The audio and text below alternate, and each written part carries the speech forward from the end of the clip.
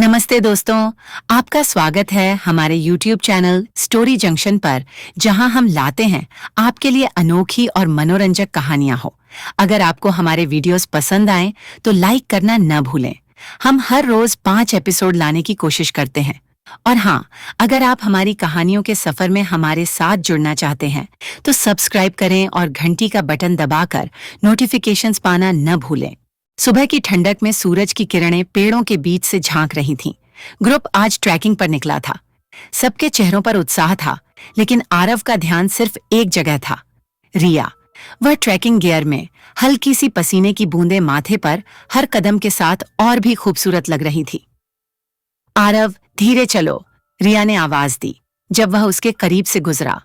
आरव मुस्कुराया, पीछे मुड़कर उसकी तरफ देखा। तुम ही स्लो हो रिया, लेकिन चलो, मैं तुम्हारा हाथ पकड़कर तुम्हें खींच सकता हूं। बहाने मत बनाओ। रिया ने उसे घूरा, लेकिन अंदर ही अंदर उसकी बात से उसके गाल गुलाबी हो गए। कुछ घंटों की ट्रैकिंग के बाद ग्रुप के बाकी लोग आगे निकल गए। आरव और रिया पेड़ों के बीच रास्ता ढूंढने में पीछे रह गए। ओह गॉड, हम अकेले रह गए, रिया ने घबराते हुए कहा। डरो मत, मैं हूं ना, आरव ने उसकी तरफ झुककर कहा। उसकी आवाज में हल्की गर्माहट थी। वैसे हम खो गए हैं तो क्यों ना इसे एंजॉय करें, रिया ने झुंझलाकर कहा। आरव, मजाक का टाइम नहीं है। जब उन्हें रास्ता नहीं मिला तो दोनों ने फैसला किया कि कुछ देर आराम कर लिया जाए। आरव ने अपने बैग से पानी निकाला और रिया की तरफ बढ़ाया। यह लो, उसने कहा, और जब रिया पानी पी रही थी उसकी आंखें उसके होठों पर टिक गईं। पानी की बूंदें रिया के होठों से नीचे उसके गले तक बह रही थीं। तुम्हें पता है, तुम्हारे पास कोई मैजिक है, आरव ने अचानक कहा। रिया ने उसकी तरफ देखा, हैरान। क्या मतलब? तुम्हारी हर हरकत मुझे रोकती है, तुम्हारे करीब खींचती है। आरव ने अपनी बात खत्म करते हुए धीमे से उसकी ओर झुककर कहा। रिया की सांसें तेज हो गईं। उसने नजरें झुका लीं, लेकिन आरव ने उसके चेहरे को छूकर ऊपर उठाया। तुम मुझसे क्यों भाग रही हो रिया? उसने पूछा। उसकी आवाज गंभीर थी। मैं नहीं भाग रही, रिया ने धीरे से कहा। उसकी आवाज कांप रही थी। झूठ, तुम्हारी आंखें सब कुछ कह देती हैं, आरव ने कहा और थोड़ा और करीब आ गया।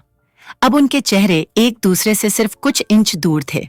शाम हो चुकी थी, सूरज डूब रहा था और अंधेरा फैलने लगा था। आरव ने कुछ लकड़ियां इकट्ठी की और एक छोटी सी आग जलाई। चलो, अब डरने की जरूरत नहीं, हमारे पास रोशनी है, आरव ने कहा। उसकी आवाज में वही मस्ती थी, लेकिन उसकी आंखें रिया पर ही टिकी थीं। रिया ने आग की रोशनी में अपना हाथ रगड़ा। ठंड बढ़ रही है, उसने कहा। तो पास आ जाओ, आरव ने हल्के से कहा।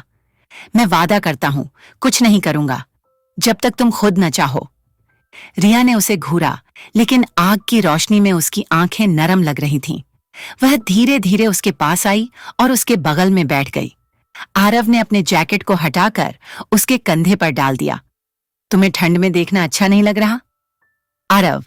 रिया ने धीमे से कहा। उसकी आवाज में हल्का संकोच था। हाँ, तुम हमेशा ऐसा क्यों करते हो? क्या? उसने पूछा। उसकी नजरें सीधे रिया की आंखों में थीं। मुझे इस तरह असहज क्यों कर देते हो? उसने कहा। उसकी आवाज में हल्की झुंझलाहट थी। आरव ने एक पल के लिए कुछ नहीं कहा, फिर उसने अपना हाथ रिया के गाल पर रखा। क्योंकि तुम्हें देखकर खुद को रोकना मुश्किल हो जाता है। तुम्हारी मौजूदगी मुझे पागल बना देती है। रिया का चेहरा लाल हो गया। वह कुछ कहने वाली थी, लेकिन आरव ने अपनी उंगलियां उसके होठों पर रख दीं। कुछ मत कहो, बस कुछ पल के लिए इस पल को जी लो। उनके बीच की खामोशी अब और गहरी हो चुकी थी। आरव ने धीरे धीरे अपना चेहरा रिया के करीब लाया। उसकी सांसें उसकी त्वचा को छू रही थीं। क्या मैं? उसने फुसफुसाते हुए पूछा। उसकी आंखों में एक अलग सी मासूमियत थी। रिया ने कुछ नहीं कहा, लेकिन उसकी आंखें बंद हो गईं और अगले ही पल आरव ने उसके होठों को धीरे से छुआ। यह किस छोटे और हल्के तरीके से शुरू हुआ, लेकिन धीरे धीरे यह गहराता गया। उनके होंठ आपस में एक हो गए और समय जैसे थम सा गया। आरव ने रिया को अपनी बाहों में खींच लिया। उसकी उंगलियां उसके बालों में उलझ गईं। रिया की उंगलियां उसके कंधे को पकड़ रही थीं, जैसे वह खुद को संभालने की कोशिश कर रही हो। आग की रोशनी ने उनके सिलहूट को और भी जादुई बना दिया। जब सुबह हुई तो दोनों एक दूसरे से थोड़ा अलग बैठे थे, लेकिन उनके बीच की नजदीकियां अब साफ दिख रही थीं। कल रात, रिया ने धीमे से कहा, मैंने कुछ गलत तो नहीं किया? आरव ने पूछा।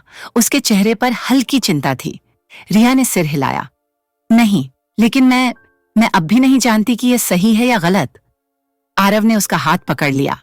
सही या गलत का फैसला मत करो, बस इसे महसूस करो।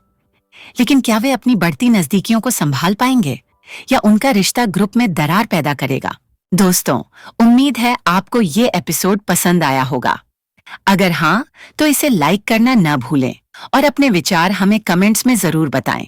स्टोरी जंक्शन पर हर रोज हम लेकर आते हैं नई कहानियां, तो सब्सक्राइब करें और घंटी के बटन को दबा दें ताकि आपको हमारे हर नए वीडियो की सूचना मिल सके। अगली कहानी के लिए हमसे जुड़े रहें। धन्यवाद और फिर मिलेंगे।